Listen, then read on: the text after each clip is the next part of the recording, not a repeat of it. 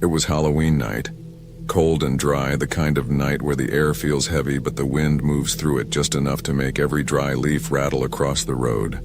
I had been driving back from a small town where I'd helped a friend set up a few things for a Halloween event.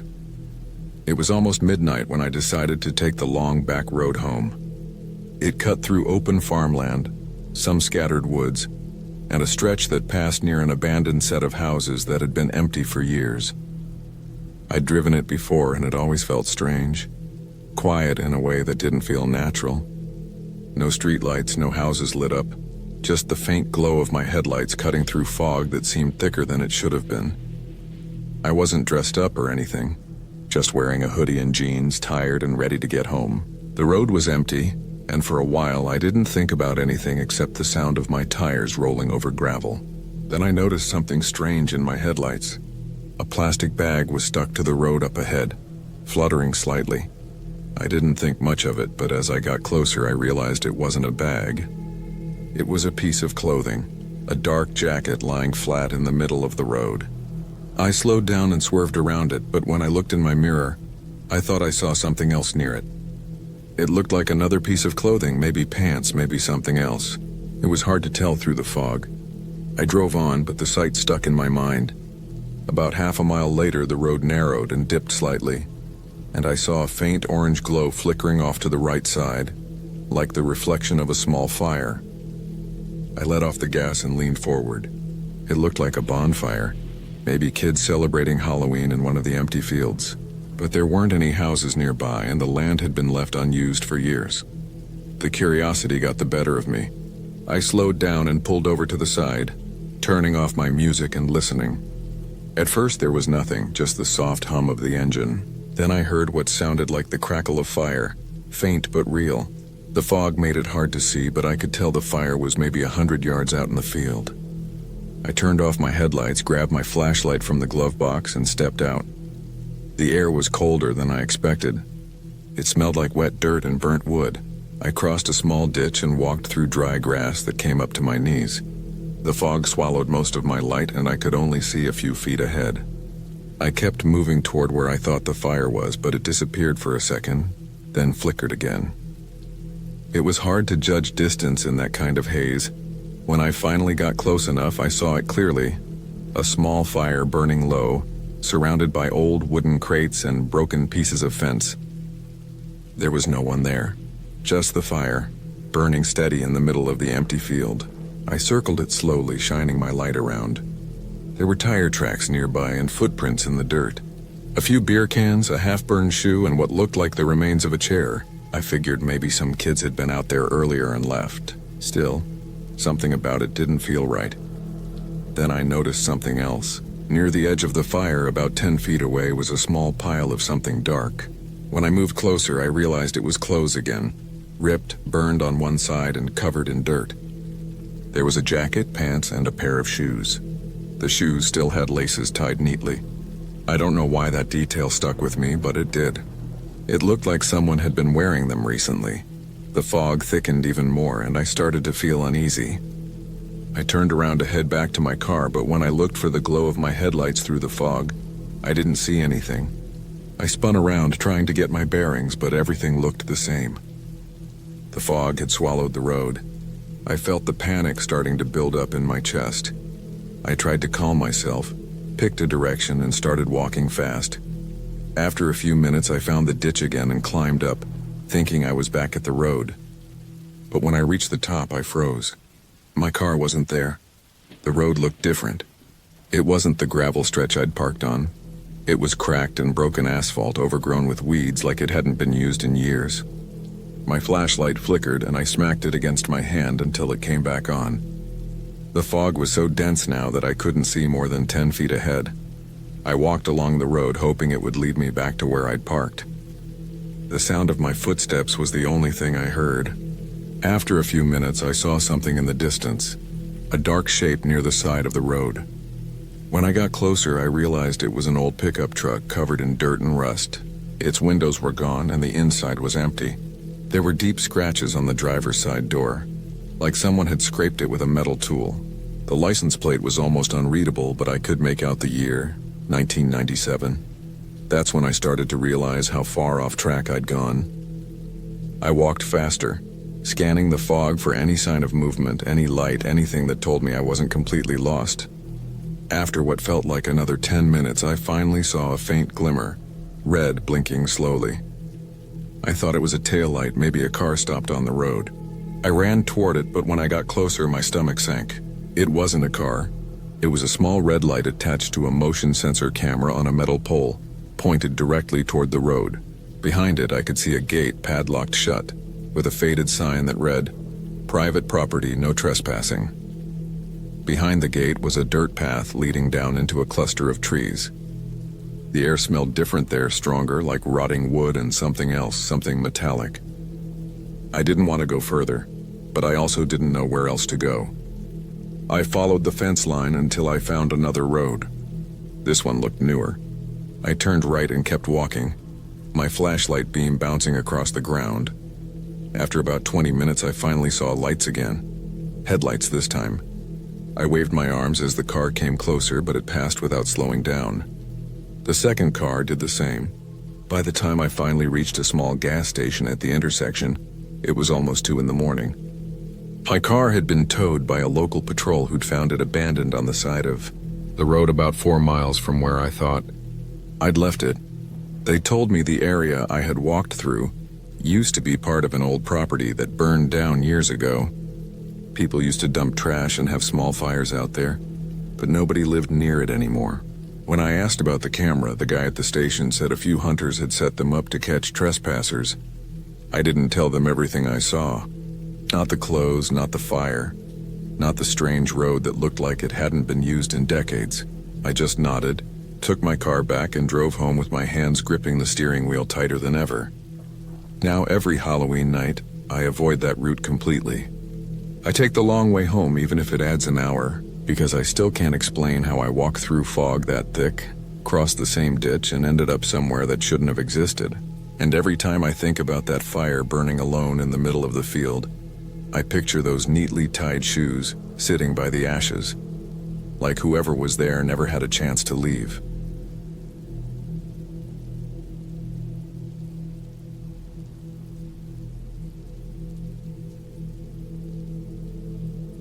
It was Halloween night, and the air outside felt heavier than usual. Cold, but not freezing, just that kind of chill that crawled through your clothes and sat against your skin. I had decided to stay home alone that night. Most people in my neighborhood were out with their kids walking door to door, or inside having parties. I didn't care much about any of that. I wasn't a Halloween person, but I still liked the atmosphere. The quiet streets, the orange light from the pumpkins, and the way the cold wind made everything feel sharper and quieter. I lived in a small rental house on the edge of town, away from the main roads where the houses were spaced far apart. There were no streetlights down my road, just the dim light from the few houses that stayed up late. Earlier in the evening, I had gone out to grab a few things from the gas station. On the drive back, I passed by a stretch of road where there were no houses, only woods on both sides. It was around 9:30 and I noticed a car parked on the side, engine off, no lights. I didn't think much of it at first, but when I looked closer, I could make out a faint figure standing beside it, barely moving. The person was standing near the trees, facing away from the road. I slowed down a little as I passed, thinking maybe they were having car trouble, but something about how still they were made me speed up again. I didn't stop. I figured someone else could handle it. By the time I got home, the wind had picked up, pushing dried leaves against my door. I set my things down, turned on the porch light, and locked up. I made something quick to eat and decided to watch a movie. Around 11:30, most of the trick-or-treaters were gone. I could hear the faint laughter of kids in the distance, but it faded quickly. The house was quiet except for the ticking of the wall clock and the low hum of the refrigerator. I turned down the TV because I thought I heard something outside, like crunching footsteps on the gravel. I muted it and listened, but it stopped.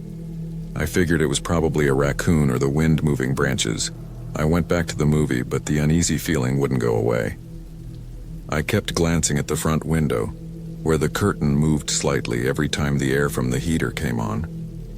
I told myself to stop overthinking, but then I remembered that car from earlier, that person standing by the woods. The image wouldn't leave my head. It was weird because when I thought back on it, I couldn't remember any lights from inside the car. No hazard lights, no reflection of a phone. It was just completely still. Around midnight, I went to make coffee. As I was waiting for it, I looked out the kitchen window, which faced the backyard. My yard backed up against a patch of trees and a small creek. The moonlight hit the area just enough for me to see the outline of the tree line and my old shed near the back fence. Something felt off. I stared at that dark patch near the shed, trying to make out what it was. The shadows looked deeper than usual, like someone was standing behind the shed or crouched beside it. I turned off the kitchen light for a second to get a better look through the glass. The moment my light went out, I saw it. A figure standing still near the edge of the trees facing my house.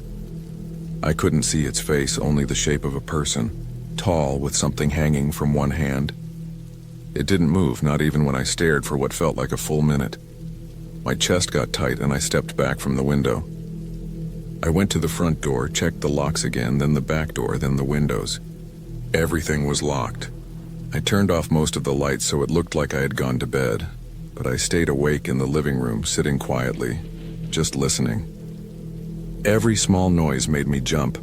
The creak of the floorboards, the heater starting up, even my own heartbeat in my ears. I tried to convince myself it was just some Halloween prank or maybe someone lost. But no one in my area would walk this far out from town. Around 1:20, I thought I heard the faint sound of something brushing against the house. It was so light that I almost ignored it.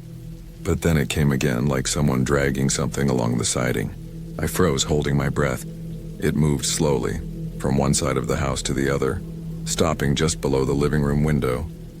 I didn't move. The air inside felt suffocating.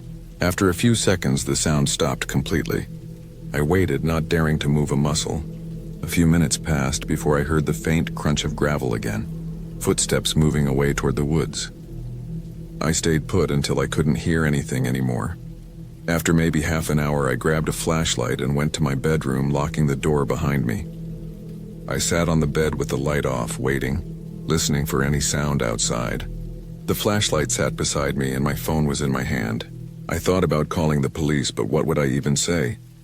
Someone was standing near my house? They'd probably take forever to show up if they came at all. I decided I'd wait until morning and then check the yard in daylight. At some point, I must have dozed off sitting up because I woke up around 4:00. The room was freezing and my neck hurt. The house was completely silent again. I turned on my phone's flashlight and went to check the kitchen window. Everything looked normal at first, until I saw the faint marks in the dirt near the shed. It looked like footprints leading up to the side of the house. I put on my jacket, grabbed the big flashlight, and went out through the front door. The ground was cold under my shoes, wet from dew. I walked around the side of the house slowly, scanning the ground.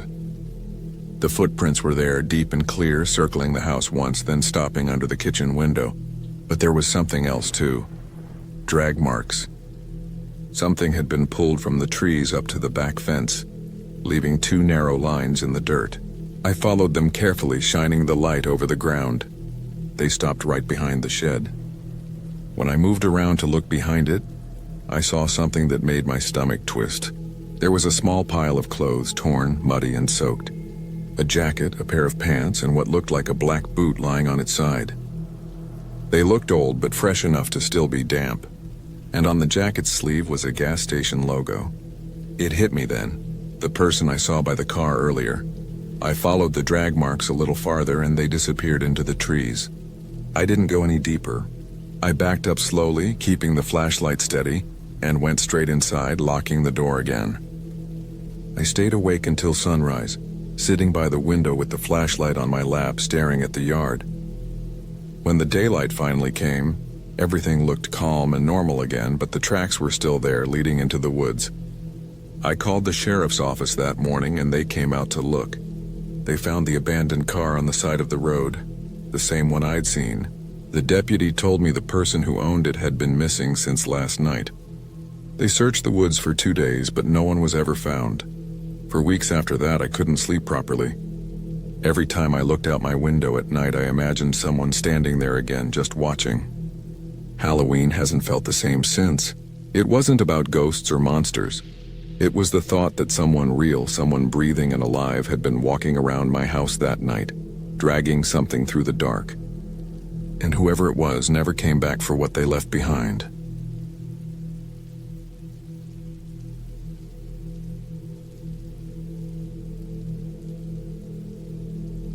It was Halloween night, and I decided to spend it alone in my small rented cabin on the edge of town. I wasn't much into parties or dressing up anymore. I'd been working long hours, and all I really wanted was a quiet night with some drinks, a small fire, and the sound of the wind through the trees. The cabin sat a little off a dirt road, surrounded by leafless trees that reached over the roof like thin, crooked fingers. The air had that sharp, cold smell of fall, and the ground was soft from last night's rain. Before it got dark, I brought in some firewood and set a few candles around the living room. The place didn't have much. Just a couch, a small table, and a couple of lamps that flickered when the wind picked up. I locked the door, poured a drink, and sat by the fire. It was calm. I could hear some kids shouting down the road, probably trick-or-treating, their voices faint and echoing through the trees. By 10 p.m., even that was gone.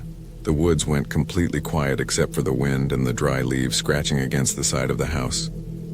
Around midnight, I stepped outside for a smoke. The night was colder now. The air felt heavy, and I could smell damp soil and smoke from other houses somewhere far away. The moon was bright enough to light up the yard and the narrow dirt road that disappeared into the woods. I stood there for a while, just looking around. Then down the road I saw a faint light moving through the trees. At first I thought it was just someone with a flashlight, maybe another person out walking or heading home. But the light wasn't steady. It would move, stop, go out, then show up again closer to the road. I went back inside and locked the door again. The fire had burned down to glowing coals and the whole cabin was dim and quiet. I tried to ignore what I saw. I told myself it was just someone from a nearby house or maybe a kid playing around. I poured another drink and sat on the couch scrolling through my phone, but I couldn't stop thinking about that light. After a few minutes, I heard something that made me freeze. A faint crunch of leaves outside right near the side of the cabin. It was slow and careful, like someone walking and stopping between each step. I muted my phone and listened. The sound came again, soft, uneven, moving around the cabin. My heartbeat got heavy in my chest. I didn't move. The window beside the couch was covered with thin curtains, and I could see the shape of the trees through them when the wind blew. I thought about going to check, but something in me told me not to. I just sat there trying to breathe quietly. The steps stopped after a while, and I didn't hear anything else. After about 10 minutes, I told myself it was probably an animal. Raccoons, maybe a deer. The woods were full of them. I stood up and grabbed the poker by the fireplace just in case and walked to the window. I pulled the curtain back a little. The yard was empty. The moonlight made everything silver and still. Nothing moved. I let the curtain fall and turned around to go back to the couch, but just then there was a dull thud against the back wall of the cabin. Not loud but hard, like something solid hitting the wood. The sound came again, closer this time, followed by another soft scrape. I froze, staring at the back door. I didn't have any neighbors nearby. Just trees and a narrow trail that went deeper into the woods. I walked to the kitchen and turned off the single light above the sink. The darkness made it easier to see outside through the small window. I waited there for a few minutes and then I saw it. A figure standing near the edge of the yard, half behind a tree. It wasn't clear who it was, but I could make out the outline of a person wearing something dark. Their shoulders hunched slightly, just standing there facing the cabin. I didn't move. I stood still and watched. The figure didn't move either. After a while, I backed away from the window slowly, trying not to make a sound. I went to the drawer and grabbed a kitchen knife, keeping it close. I turned off every light in the cabin. The only glow came from the dying fire and the moon outside. I sat back on the couch facing the door, knife in hand, my heart pounding so hard it made my chest ache. Minutes dragged by. I didn't hear anything, and I started to think maybe whoever it was had left. I wanted to believe that.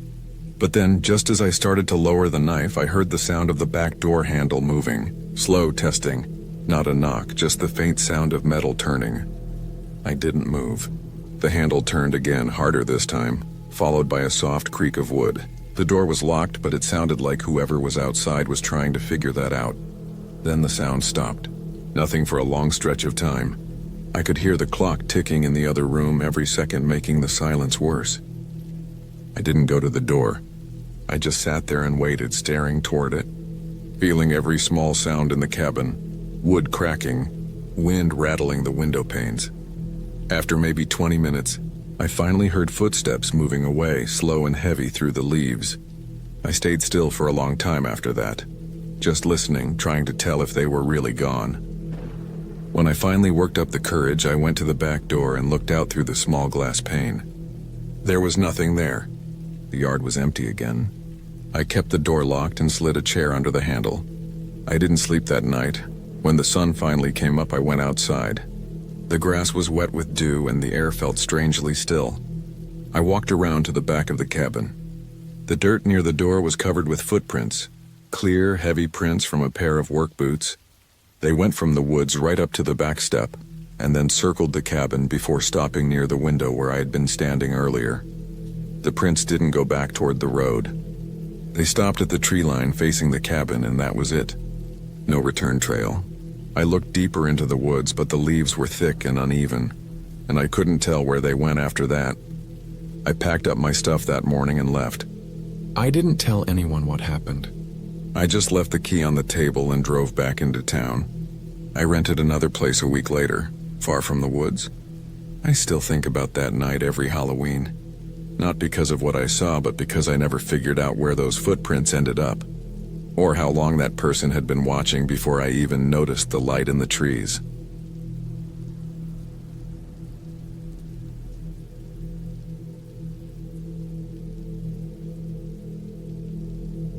It was Halloween night, cold and quiet, the kind of quiet that makes your skin feel thinner. The air had that dry, dead leaf smell, and every sound seemed sharper than it should have been. I had spent most of the day at work and hadn't planned to do anything special, but when I got home I noticed how empty the neighborhood looked. No kids running around, no decorations, no music. It was strange because usually at least a few houses would have lights or pumpkins out front. But this year everything felt off. I lived in a small rented house at the end of a dead-end road, right next to a patch of woods. During the summer it looked peaceful, green, open, quiet. But in late October the trees turned black silhouettes and the woods seemed to swallow sound. I remember thinking how different it looked that night. The moonlight barely reached the ground and the air had that uneasy stillness, like something was waiting for you to make a move first. I sat on my porch with a small bowl of candy even though no one had come by yet. The porch light flickered a few times, which wasn't unusual since the wiring in that place was old. After about an hour of waiting and not seeing a single kid, I decided to go inside. I locked the door, double-checked the windows, and turned on a movie. But for some reason, I couldn't relax. I kept glancing at the front window. Every few minutes, I thought I saw something dark move past it, like someone was walking by. The first time, I thought it was just shadows from the trees. The second time, I turned the lights off to see better, and that's when I saw something. There was a person standing near the end of my driveway. No costume, no flashlight, just standing there. I could barely make out the shape, but it was tall and still, like they were watching. I waited, thinking maybe it was a teenager trying to scare people, but they didn't move. I stood there watching for almost a full minute. Then I blinked and they were gone. Not walked away, just gone. I went to the door and looked out, but the street was empty. I told myself it was nothing and sat back down, but I couldn't shake that image. The night felt heavier now. I turned the volume on the TV down so I could listen. I didn't hear anything for a while until a soft scraping sound came from the back of the house. It was faint at first, like branches brushing against siding, but then it got sharper, more deliberate. I turned off the TV and stood up slowly. The scraping stopped. I went to the kitchen and looked out the back window, but it was pitch black. I couldn't see anything, just the faint reflection of my own face. Then, as I was staring, I heard the sound again, this time closer, like it was right under the window. It wasn't random either. It sounded like someone dragging something along the wall. My heart was pounding and I could feel every beat echo in my head. I turned off the light so I could see outside better. For a second, I thought I saw movement near the tree line. Something crouched low, moving slowly along the edge of the yard. I couldn't make out any clear details, but it looked human. The way it moved wasn't right, though. It was too careful, too controlled. I backed away from the window and grabbed the old flashlight I kept near the counter. I waited a few minutes listening. Nothing. I was trying to calm myself down, telling myself it was probably just an animal. But then there was a dull thud against the back door. Not hard enough to break anything, just a soft, heavy sound. I froze. Another thud came a few seconds later, and this time the doorknob rattled slightly. My stomach dropped. I turned the flashlight off and just stood there in the dark, listening to my own breathing. Whoever or whatever was out there was trying the door handle, slowly, carefully. I could hear the faint metal click as it turned. Then it stopped.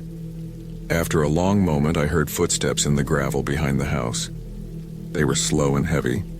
I moved toward the front of the house, trying not to make any noise, and peeked through the blinds. The street was still empty. Then I noticed something small lying on my porch. A piece of cloth or paper, I couldn't tell.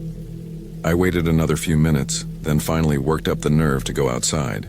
I didn't turn the light on, just opened the door a crack and looked down. It was a small strip of what looked like dark fabric, torn and stiff. I picked it up and saw that it was part of a work glove, the kind with rubber grips on the palms. It looked old and dirty, like it had been left outside for weeks. I dropped it immediately and went back inside. I made sure every door and window was locked, pulled the blinds down, and sat in the middle of the living room with the flashlight on my lap. I stayed like that for what felt like hours. Then just when I started to think maybe it was over, I heard something hit the side of the house again, hard this time. It came from near the bedroom window. I ran quietly to the hallway and listened. There was another thud, then another, like someone was throwing small rocks or something heavier. Then the noise stopped completely. I waited, heart pounding so loud I could barely hear anything else. After a minute, I walked back toward the front room. I noticed the porch light was out. I hadn't turned it off. I opened the blinds a little and saw that the bulb was shattered. Tiny bits of glass glittered on the steps. At that point, I knew I had to leave. I grabbed my keys, phone, and the flashlight and went out through the back door. I cut across the yard toward the driveway, keeping the light low. The night was dead silent again, except for my own breathing. Halfway to my car, I saw movement near the woods, someone stepping backward into the trees. The shape was tall, wearing dark clothes, holding something long in their hand. I couldn't tell what it was, but it looked like a piece of metal or a tool. I got into my car, locked the doors, and started it. The headlights came on, and I saw the edge of the woods clearly now. No one was there. I reversed down the driveway fast and didn't stop until I was halfway down the main road. I parked in front of the gas station 2 miles away and sat there for a long time, watching the empty road. When I finally went back home the next morning, everything looked normal again. No footprints, no broken branches, no sign of anyone. But when I walked around to the back, I found something half buried in the dirt near the wall. A small metal hook, rusty and bent like it had been dropped or torn off something. I threw it away, but I kept thinking about it for weeks after. I never saw anyone that night or after that, but I could still feel the way the air had gone still when I first noticed that shape by the driveway. It wasn't a prank and it wasn't an animal. Someone was out there that Halloween night, moving around the woods near my house, watching quietly, waiting for something. I moved out of that place 2 months later. I never told the new tenants anything about that night. Every Halloween since then, I make sure I'm not home. I keep my lights off and I don't wait for anyone to knock, because I still remember that cold, still air and the sound of that door handle slowly turning, like someone testing if I was alone.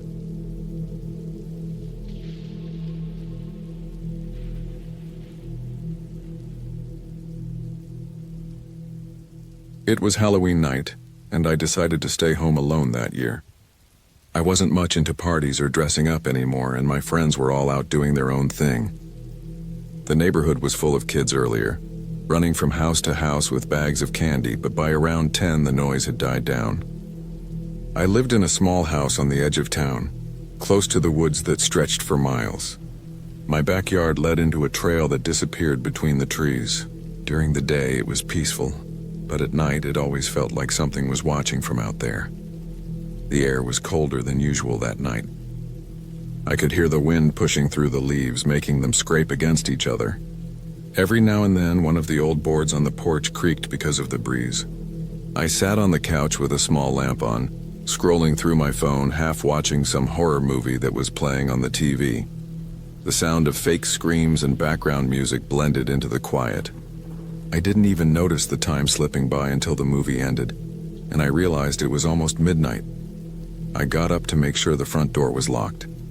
The deadbolt clicked into place, but as I turned toward the back door, I saw that the porch light was off.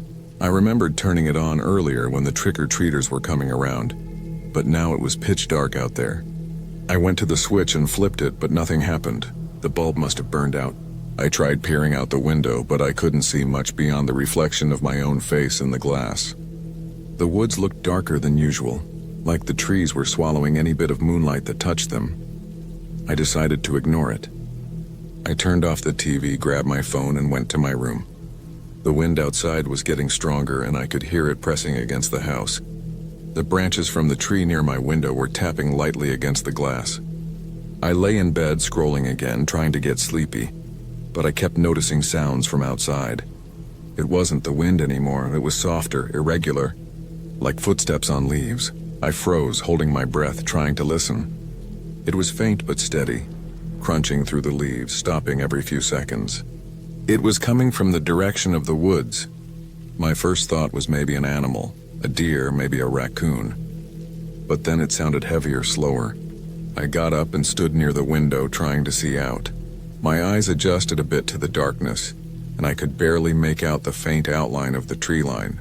Then I saw movement. Something shifted between the trees. It wasn't clear enough to tell what it was, but it was there.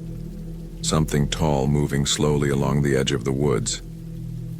I kept staring, trying to convince myself it was just a trick of the wind. The branches moved, and for a second I thought I imagined it, but then it stepped closer. I could see a shape now, human-sized, maybe wearing dark clothes. It stopped near the back fence and stood still. I couldn't see a face, just the outline. My heart started racing, and I slowly backed away from the window. The thought hit me that maybe someone was trying to break in. I went to the kitchen, trying to stay quiet. I turned off the last light so the house was completely dark. I grabbed a flashlight from the drawer and checked the back door again. It was locked. I crouched near the window, careful not to make noise, and looked out. The figure was closer now, right past the fence, still standing, almost like it was facing the house. I could barely breathe. I didn't want to call anyone. I didn't want to sound crazy, but my hands were shaking as I held the flashlight. I moved it slightly toward the window and turned it on. The light reflected off the glass, but for a split second I saw something glint. Maybe a reflection from a piece of metal, or eyes, or something shiny. Then it was gone. I turned off the light immediately and stepped back. My heart was pounding so hard it hurt. The footsteps started again, moving along the fence line. They circled slowly, like whoever it was walking around the yard. The dry leaves made it impossible not to hear. Then the noise stopped again. The next thing I heard was the soft sound of the back gate creaking open. I froze completely. The gate latch had always been loose, and it made a very distinct metal sound when it moved. It was open now. Someone was inside my yard. I backed toward the hallway, trying not to make the floor creak. My mouth was dry, and every sound in the house suddenly felt too loud. I went to my room and closed the door slowly, not locking it to avoid making noise. I turned off my phone screen so no light would show. The only sound was my breathing and the occasional gust of wind outside. Then I heard the first step on the porch. A slow, heavy step. Then another. The boards groaned under the weight. Whoever it was, they were right outside the back door now. The doorknob rattled once. Then again a little harder. It stopped. I stood there in the dark, gripping the flashlight like a weapon, listening for anything. The sound of slow breathing came next, close to the door. Just standing there, listening. After what felt like forever, there was silence. No wind, no movement. I waited another few minutes, but it felt like hours. Then quietly I heard retreating steps, back across the porch, back through the leaves. I stayed frozen, waiting for something else. Nothing came. I didn't sleep that night. I stayed awake, sitting on the floor with the flashlight off, listening to every sound. Around 4 a.m., I finally heard a car engine start somewhere near the road. I didn't look outside, but I knew it wasn't anyone from around here. The sound faded until it was gone. When the sun came up, I finally went outside. The grass was damp with dew, and the air was cold enough to make my breath show. I walked to the back gate, and the latch was still hanging open. There were clear footprints in the mud, heavy boot prints leading from the woods to my porch. On the wooden boards near the door, I noticed something that made my stomach drop. A single fresh scrape mark on the lock, like someone had tried to pry it open with a tool. I followed the prints a few feet into the woods before I stopped. The trail disappeared into the trees, and the ground was covered in dead leaves again. The person had come from there and left that way. I stood there for a long time, staring into the dark tree line, realizing how close they had gotten. That night, I replaced the porch light and added 2 locks to the back door. I kept the flashlight beside my bed for weeks after. But every Halloween since then, no matter how many years have passed, I turn off all the lights and stay up until morning, because I know someone out there remembers that night too. And maybe one year they'll come back to finish what they started.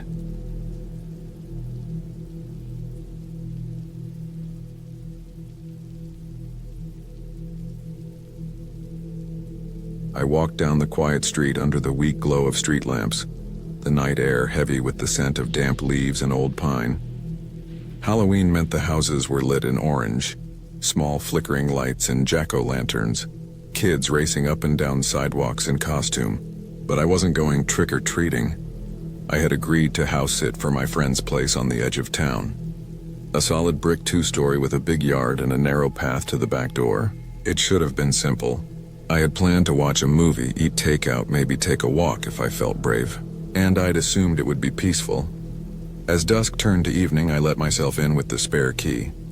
The house smelled of faint wood polish and aging furniture, quiet and undisturbed. I walked through the living room, noting the tall windows, the muted curtains, the lamp on a side table that glowed warmly. I turned on the upstairs hall light, then left the rest of the lights off, wanting to keep it low-key. I cracked open a soda and sat in the living room chair, feet up on the coffee table, the film starting and credits rolling. Halfway through the movie, I heard a sound in the kitchen, a drawer sliding, quiet but distinct. I paused the film and listened. The house was silent again. My heart beat a little faster.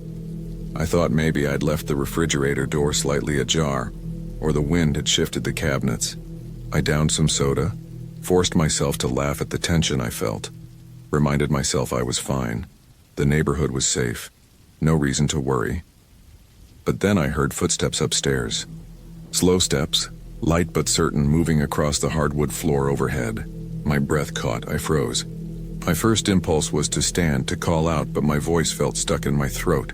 Maybe the friend's cat was up there. They said the cat hid upstairs sometimes. I told myself that.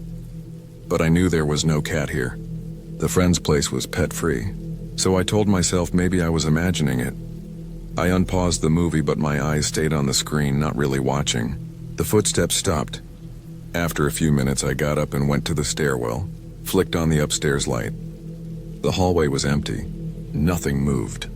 The windows looked out over the yard, the moon already high, shining through bare branches.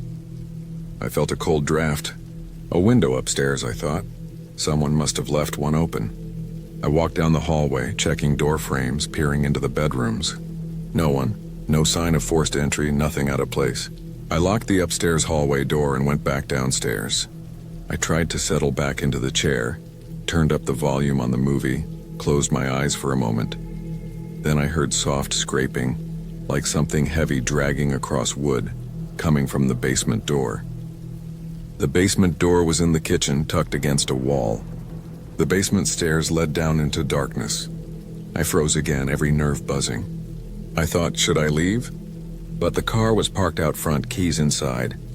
I didn't want to just sprint out in the dark yard if someone was lurking outside. I stayed very still, listening. The scraping stopped. The silence grew thick. Then I heard a cough, low and dry, echoing from somewhere downstairs. My skin prickled. I didn't want to shout because if someone was down there, I might provoke them. I picked up my phone, looked at the time, 10:42 p.m. I texted my friend, all quiet so far. I waited, no reply. I opened the living room blinds slightly, saw that the yard was empty, the moon casting long shadows. I noted the front door deadbolt locked. I went back to the kitchen and slowly, quietly reached for the basement door handle. I touched it and found it was warm. Someone had been inside recently. I backed away and opened my phone again to call the police, but thought, they'd ask what? I think someone is in the basement. They might take time. I tried a different idea. Turn on all the lights upstairs and let the motion sensors do their job. But I remembered this house didn't have sensors. Instead, I flipped on the kitchen light, the living room light, even the hallway light. The brightness felt false, like exposure in a photo. The basement door creaked again. I took a deep breath, grabbed the metal poker from the fireplace, and slowly opened the door. The stairwell was steep and deep, the bottom hidden in darkness. I flicked on the basement light. The bulb was old and flickered. For a moment, nothing. Then I saw footprints, muddy, wet prints leading from the stairs across the concrete floor. They were fresh. My mind attempted logic. Animals? A raccoon? But the footprints were too large and the mud too thick. Then I heard breathing. Deep, slow breathing. I raised the poker. Suddenly a figure darted across the basement window, then slipped into a dark corner. I yelled, swung the poker down toward the sound, but the figure vanished. I felt adrenaline surge, and then with it, icy fear. I backed out of the basement and slammed the door, locking it. My hands shook. I dropped the poker and ran to the front door, unlocked it, and dashed outside into the chilly night. I climbed into the driver's seat of my friend's car, slammed the door. For a moment I sat, thought I'd leave immediately. But the house sat behind me, dark windows facing me. The jack-o'-lantern's orange grin on the porch, oblivious. I started the engine, and then I remembered something. The passenger side door was left unlocked. Dive into the yard, and maybe they could have slipped in. I thought perhaps I should drive to my friend's next-door neighbor and phone the cops from there. I did. The neighbor, a kindly older man, took my call. Then we walked together to the house with our phones as flashlights. He followed me as I unlocked the back door. He stayed in the yard while I went inside. We moved cautiously. We checked the basement door. It was unlocked again. I had locked it, but now the lock was undone. I felt an ache in my chest. The intruder had gone upstairs. He had access. We proceeded upstairs. I checked each room. Navy blue blankets still on the bed, nothing missing. In the last room, the window was open, the curtains blown inward. I reached to close it and found the window latch smashed. My fingers touched small shards of glass. The wind blew cold and the moonlight rose inside. My neighbor and I turned on all the lights. He called the police then and there. The officers came, swept the house, found no one inside. They found muddy footprints and a set of tools in the basement corner. Gloves, wire cutters, a flashlight. They dusted for prints and bagged the items. The detective told me I was courageous to come back in. I didn't feel courageous, I felt shaken. But he told me the intruder had likely been preparing to break in, possibly waiting for children to leave, for Halloween houses to be dark. He said this kind of opportunistic burglary was common on darker nights when people were out or distracted. My friend returned the next morning. Together we cleaned up the mud tracks, locked all windows and doors, bolted the basement door, installed a ring light and motion sensor in the yard. I sat in the living room drinking coffee, watching the dawn break. The pumpkins were still carved, flickering with small tea light flames. The world outside was quiet, the scare of the night just a memory. I thought about the adrenaline, the fear, how real it was, how easy it is to assume safety until it's gone. In the days that followed, I felt different walking in that house. Every weird noise registered. Every shadow made me pause, but I also felt stronger, alert, more awake. I talked with my friend about how I'd done the house sit, and how it ended up being something I didn't anticipate. My friend was relieved. We went through the basement together, made a map of where windows might be vulnerable, talked about ways to deter unwanted visitors, motion lights, reinforced locks, clear tree limbs so intruders had no cover. The Halloween night ended with safety restored. The intruder had fled without confrontation. No one hurt, No loss beyond the tools and the broken window. The police found no one caught, but they took the evidence. We locked everything up properly. I abandoned the idea of watching the movie that night. Instead, I sat in the living room for a while. The house lit with lamps, no shadows, the sound of wind outside, just wind. I closed the blinds and went to bed early, the next morning cool and calm. Looking back, I realized what made the terror so vivid, the normalcy of it. It was a typical house, a typical night. Everything felt safe until it didn't. The fact there were no monsters, no ghosts, no mythic evil, just a person choosing the wrong house at the wrong moment makes it more real. And yet the ending is clear. We locked down the house, alerted the police, changed how we see safety. The tools were removed, the window repaired, the house felt ours again. I learned that fear doesn't have to come from something supernatural to be deep-cutting. It can come from someone walking in the dark, uninvited when you think you're alone. And so the good part, the house is safe now. My friend returned and reclaimed it. I repaired my nerves slowly, and the house became once more a place to relax, not to dread. I carry the memory of that night always, but as a reminder, vigilance matters even when everything seems quiet. I'm grateful I walked out of that basement on my own 2 feet. I'm grateful there was a neighbor. There were locks, there was daylight waiting. I'm glad that the scare ended without tragedy. I'm glad the story has a resolution. The intruder left empty-handed. The house stands firm. The next Halloween, I went trick-or-treating with friends. The lights were bright, the children laughed, and I felt secure. The odd sounds and creaks of the night no longer haunted me. They reminded me only that I had come through.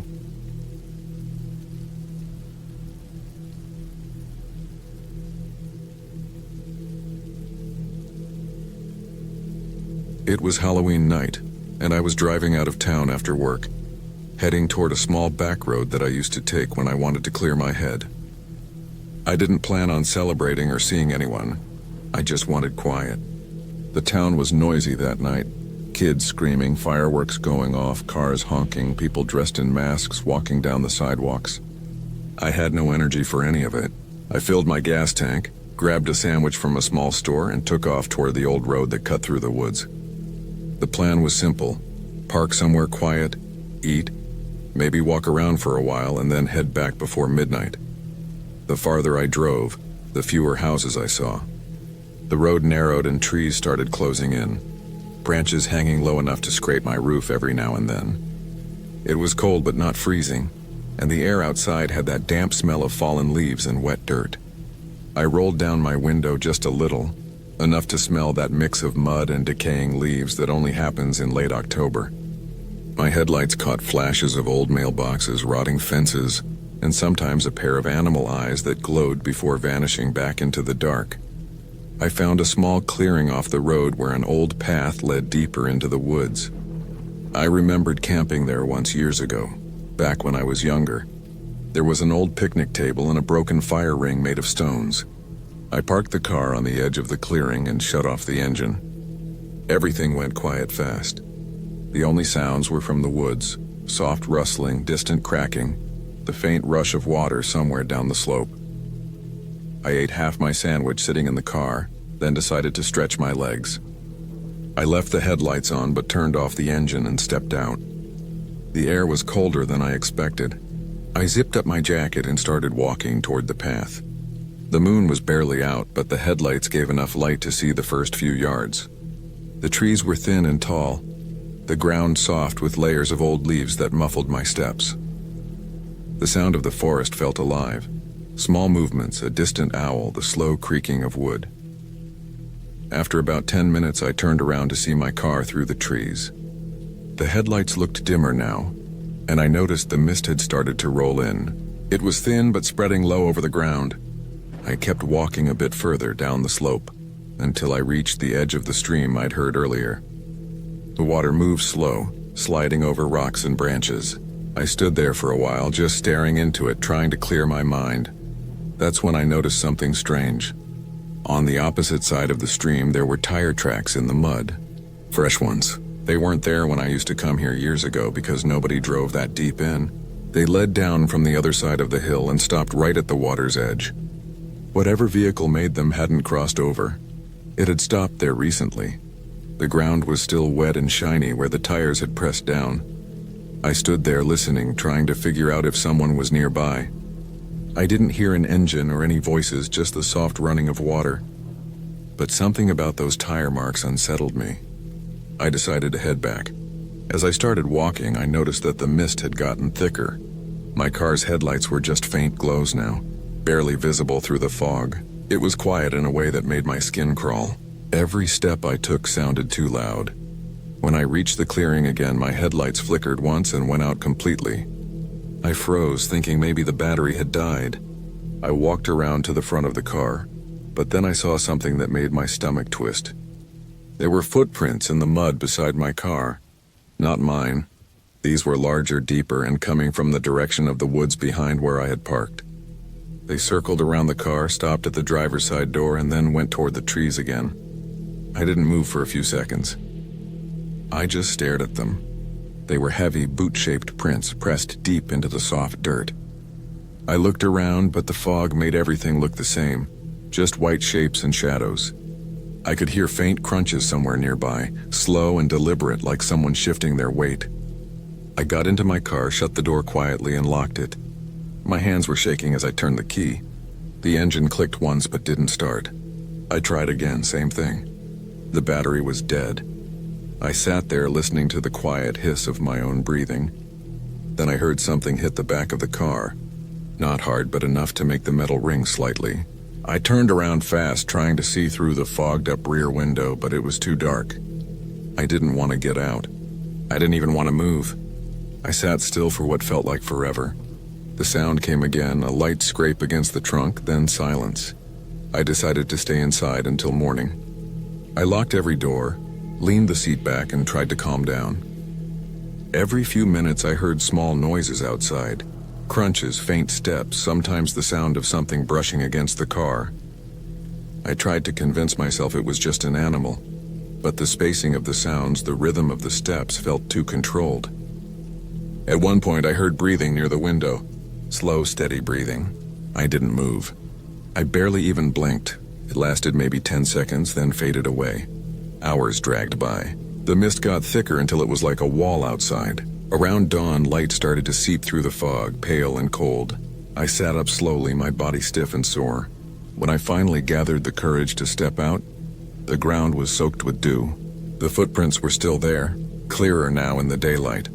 But something else caught my eye. Near the back of the car, in the mud, there was a long black mark, like something had been dragged. It started behind the car and disappeared into the trees. I followed it with my eyes but didn't move closer. It looked like it had been made by something heavy, maybe a tarp or a body being pulled. My chest tightened as I noticed more footprints beside the drag mark, all leading away into the woods. I didn't want to find out what they led to. I got back in the car and turned the key one last time. It started, weak but alive. I didn't think twice. I drove out of there as fast as I could, not even looking in the mirrors. When I reached the main road, I stopped and looked back. The fog still hung low over the trees, but I thought I saw movement near the edge. Someone standing there, barely visible through the mist, watching the road. I drove until I hit the first gas station I could find. I sat there for half an hour, just trying to make sense of what happened. When I finally got out to clean the mud off the back of the car, I saw something that made me go cold all over. There were streaks of brown smeared across the trunk, not just mud, something darker, sticky, like dried blood. I never went back down that road again. I still drive past the area sometimes, but I stay on the highway. Every Halloween since then, I think about that foggy clearing, the footprints, the drag marks, and the breathing by my window. And every year, I wonder if whoever was out there that night still goes back waiting for another car to pull over and stop in the quiet.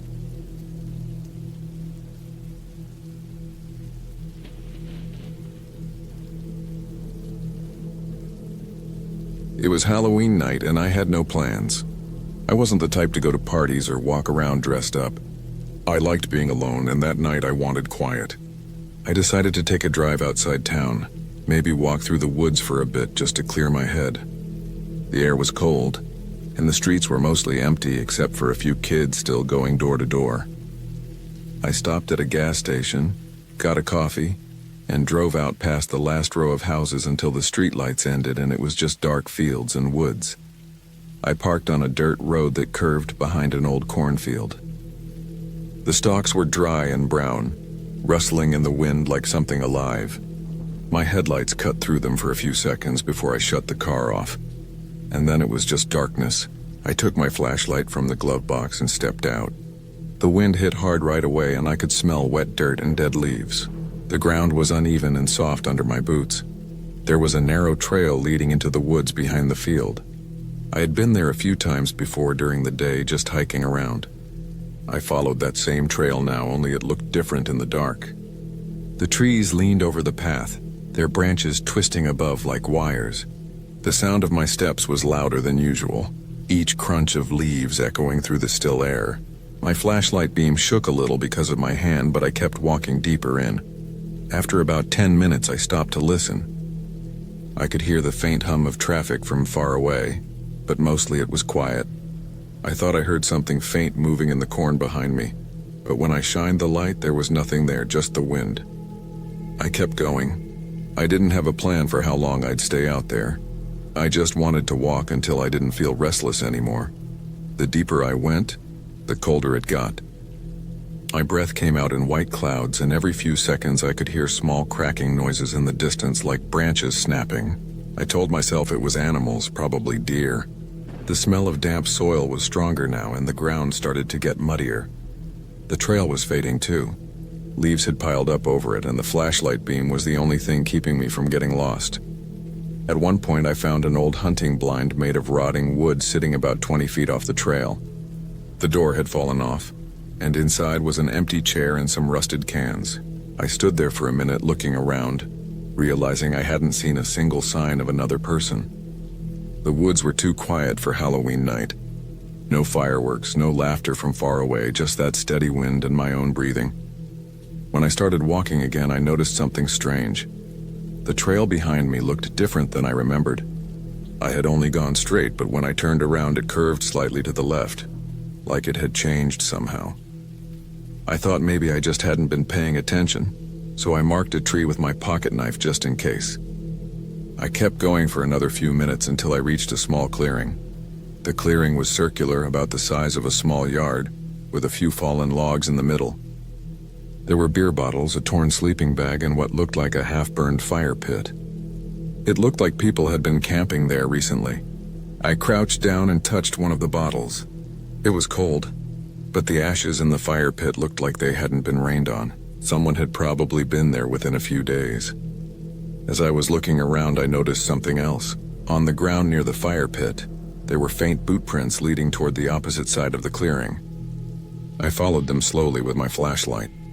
They led into another narrow path that disappeared into the trees. I felt a bit uneasy but curious enough to keep going. After walking for maybe 2 minutes, I started to smell something rotten. It was faint at first, like a dead animal. The smell got stronger the farther I went until I could barely breathe through my nose. I kept shining my light around, and then I saw it. A large black garbage bag lying beside a tree half buried under leaves. The bag looked heavy and tied up with thick rope. My chest tightened. I didn't touch it at first.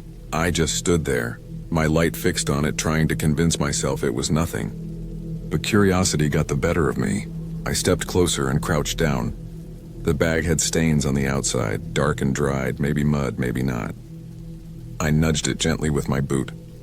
It didn't move easily. It was solid, like something heavy was inside. I suddenly didn't want to be there anymore. My whole body felt tense. I stood up and looked around, scanning the trees with the flashlight, half expecting someone to be standing there watching me. The woods were dead silent again. I turned back toward where I thought the main trail was and started walking fast. After about 30 seconds, I realized I couldn't see my tree mark anymore. Every direction looked the same, just dark trunks and dead leaves. I stopped, trying to get my bearings, but all I could hear was the wind. I tried to retrace my steps, but I must have turned the wrong way because I ended up back at the clearing again. The air smelled faintly like smoke now. It wasn't from the old fire pit, it was fresher, and I could see a thin line of haze floating near the treetops. I didn't see any light though, no flame or glow. I stood there for a while listening, and that's when I heard it. Something moving fast through the woods, maybe 50 feet away. It wasn't an animal.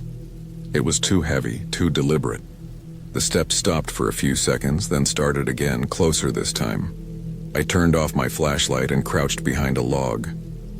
My heart was pounding so hard I thought it might give me away.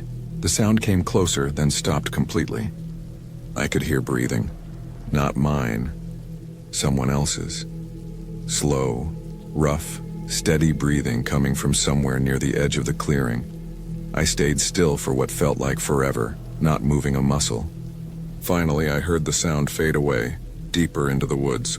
I waited another few minutes before turning the flashlight back on. The clearing was empty. I started moving again, fast but careful, scanning the trees for my way out. Every few seconds I stopped to listen. I could still hear faint movement somewhere behind me, just barely. After another 10 minutes, I finally saw the faint outline of the cornfield through the trees. I almost ran the rest of the way, stumbling over roots and branches until I reached my car. I jumped in, locked the doors, and started the engine. The headlights hit the corn, and for a split second, I thought I saw someone standing there, tall, still facing the car, but when I blinked, it was gone. I drove home without looking back once. The next morning, I couldn't stop thinking about that bag. I called the county sheriff's office and told them exactly where it was. They didn't say much on the phone, but later that day, one of them called me back. They told me it had been a deer carcass inside the bag, dumped illegally after hunting season ended. That was the official word, at least. But that night when I drove past that same stretch of road on my way home from work, I saw fresh tire marks leading into the field, right where I'd parked. And farther down, near the woods, I could see faint flickers of light between the trees, like a small fire burning again in that same clearing. I didn't stop. I just kept driving. I haven't gone back there since. But sometimes when I drive past that road late at night, I swear I still smell that same rotten stench coming through the vents, even with the windows closed.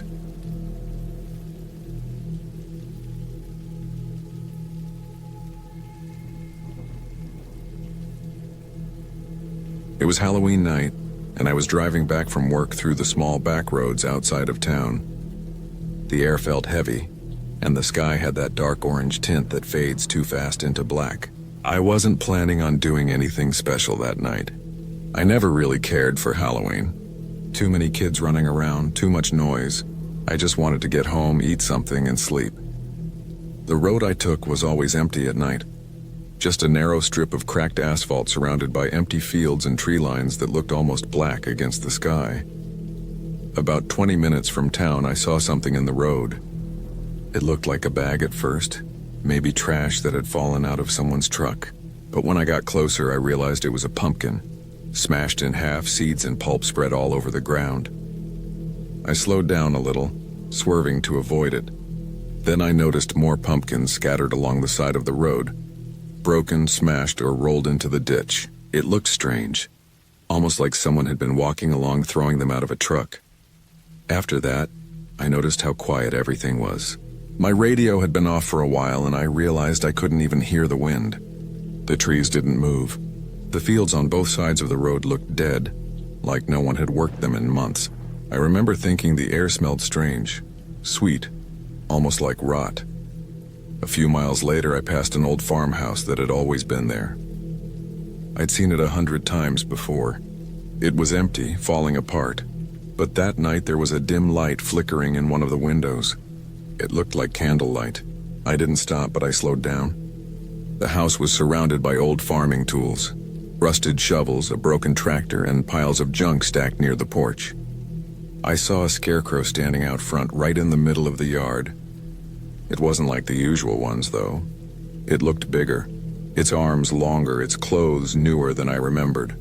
For a second, I thought I saw its head turn just slightly toward my car as I passed. I told myself it was just the headlights moving over it, but the feeling that something wasn't right stuck with me. I looked in my rearview mirror after I passed the house, and the light in the window went out. The scarecrow was still standing there, but it was hard to see. A few more miles down, my car headlights caught something else, another figure by the side of the road. I thought it was another scarecrow, but as I got closer, it wasn't standing in a field. It was right by the ditch, half turned toward the road. It was wearing jeans, a plaid shirt, and a burlap sack tied over its head. I slowed almost to a stop. The sack had 2 holes cut out for eyes. They were too round and too dark. It didn't move. I drove past, trying not to look too long, but in my mirror I saw it take a small step toward the road. At that point, I just wanted to get home. I rolled my window up and locked my doors, even though I knew how stupid that was. My hands were tight on the wheel. I remember checking the clock. It was 11:37. I was about 15 minutes from home. The next few miles felt longer than the rest of the drive. I couldn't stop thinking about that figure. The way it stood so still, the shape of its arms. I started noticing movement in the dark tree lines, like quick flashes of something pale between the trunks. I told myself it was headlights reflecting off something, but it happened too many times. Once I caught something in my peripheral vision on the passenger side, something that looked like a person crouched down near the edge of the road. When I turned my head, nothing was there. Then I heard a soft thud from the back of my car. Just one, but loud enough to make me jump. I looked in the rearview mirror but saw nothing. I drove faster. The road twisted a few times through the woods, and every shadow looked like something moving. About a mile before my turnoff, my headlights caught another pumpkin, this one placed neatly in the middle of the road. It wasn't smashed. It was whole, just sitting there like someone had set it down carefully. I drove around it, but as I passed, my eyes caught something beside it. A line of them, dozens, all unbroken, spaced evenly along the shoulder of the road. Every one of them had a face carved into it. Rough, uneven, but they all looked the same. Just 2 deep holes for eyes and a crooked line for a mouth. None of them had candles inside, but as my headlights passed over them, the shadows in those holes looked blacker than anything else around. The air inside the car felt too hot suddenly. I could feel sweat on my neck. I was only a few minutes from home, but my stomach was tight, and I couldn't shake the feeling that something was following me. Every time I looked in the mirror, I half expected to see someone sitting up in the back seat. When I finally turned off onto the dirt road that led to my house, I felt a tiny bit calmer.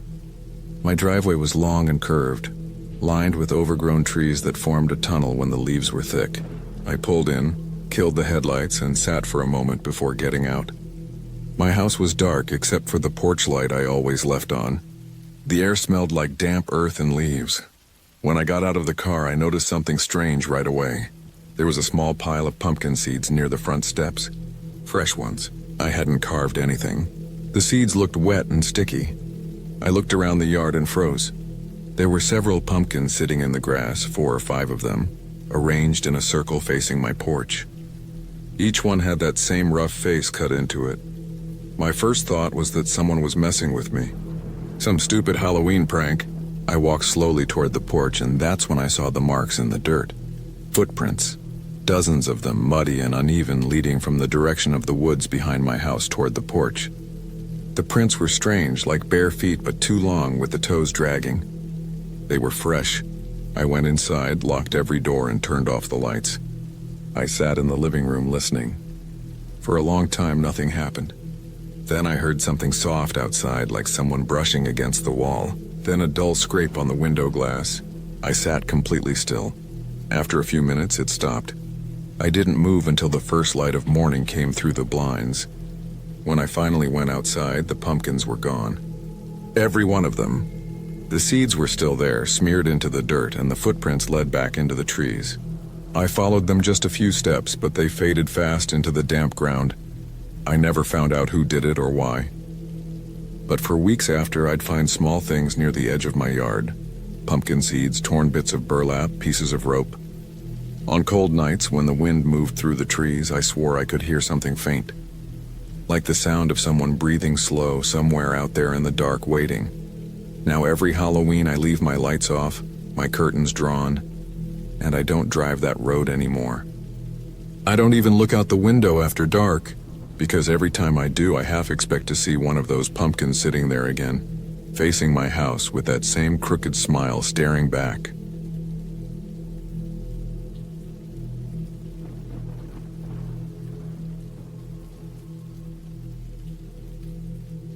It was Halloween night, and the streets were filled with kids in cheap costumes and people setting off small fireworks in the distance.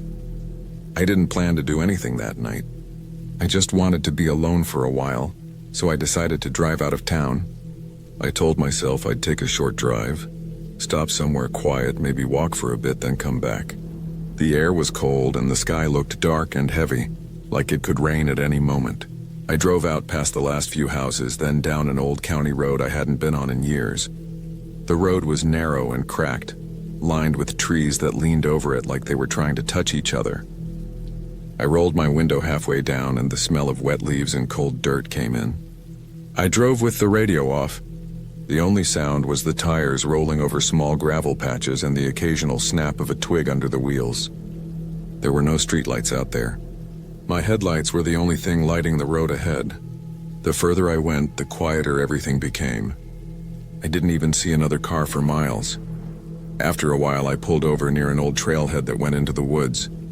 I used to come there with my cousins when we were kids, but I hadn't been back in years.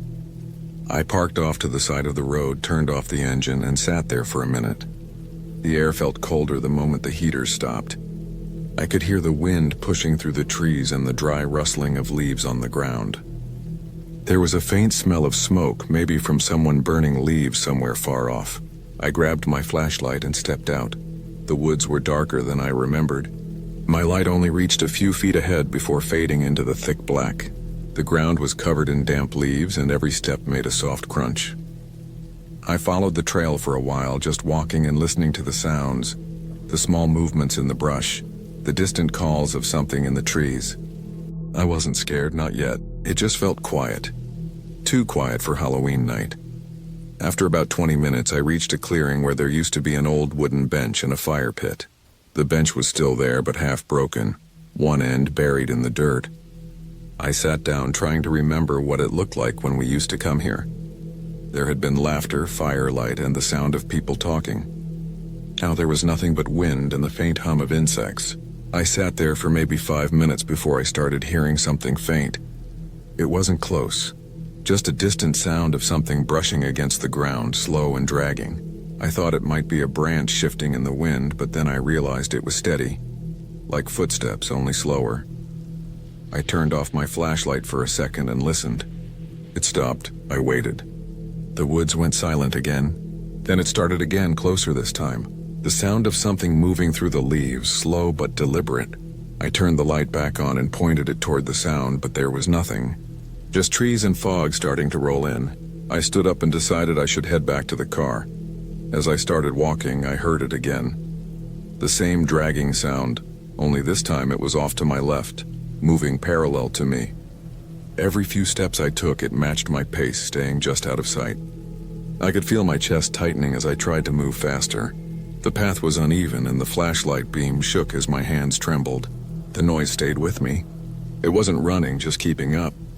I could hear the crunch of leaves, the sound of something heavier than an animal. I stopped and crouched behind a tree, turning off the light again. The woods were pitch black now, except for a faint orange glow from the sky far above. I tried to slow my breathing. After a few seconds, I heard it again, and closer now. I could hear the sound of something brushing against bark, like a hand dragging along the trunk of a tree. It was maybe 30 feet away. I stayed completely still. Then I heard another sound. A faint metallic clink, like a piece of metal hitting something hard. It wasn't loud, but it was enough to make my stomach twist. I stood up slowly and started moving again, faster this time. The noise followed. I didn't turn around, I just kept going. My flashlight beam bounced wildly as I jogged down the narrow path, trying to remember how far I had come. The trees looked the same in every direction. I could feel sweat on my back even though the air was freezing. The noise stayed behind me, always just far enough that I couldn't see anything when I turned the light that way. After a few minutes, I saw the faint shine of my car's metal through the trees. I felt relief flood through me, but it didn't last. The sound behind me grew louder, faster. It wasn't dragging anymore, it was walking, quick, heavy steps. I broke into a full run, my boots slipping in the wet leaves. I reached the car, fumbled with my keys, and yanked the door open. I jumped in, locked it, and started the engine. The headlights came on, and for a split second I thought I saw something move behind one of the trees across the road. Not clearly, just a flash of dark movement. I stared for a few seconds, then hit the gas. The car skidded a little on the gravel before catching traction, and I sped down the road, not looking back again. My heart was pounding so hard I could barely breathe. I didn't stop until I reached the edge of town. I parked under a streetlight and just sat there, my hand shaking on the wheel. My clothes smelled like dirt and wet leaves. I could still hear the sound in my head, that dragging, steady movement. The next morning I drove back there. I told myself I was being stupid, that it was probably an animal or someone else out walking. When I got to the same spot, I saw my tire tracks from the night before and the footprints I had made walking into the woods. But there were other prints too. They were larger, deeper, and spaced strangely, like whoever made them had uneven legs or was limping. They followed right alongside mine all the way down the path, stopping near where I had turned off my flashlight.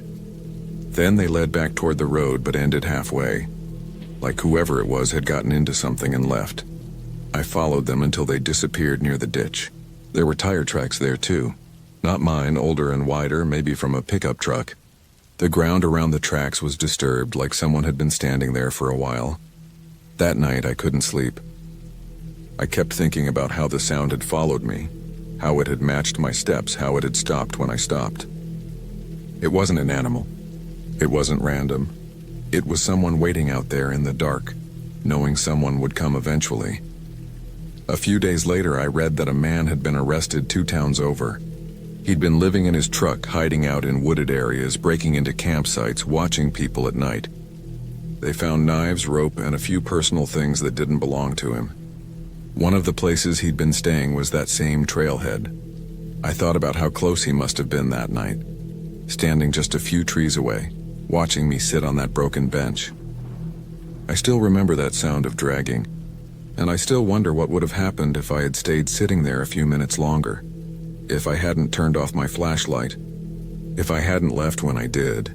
Now every Halloween night, I hear the same faint sound outside and leaves shifting, slow steps on the pavement. I know it's probably nothing, just my mind replaying that night, but I still keep the lights on and the doors locked just in case.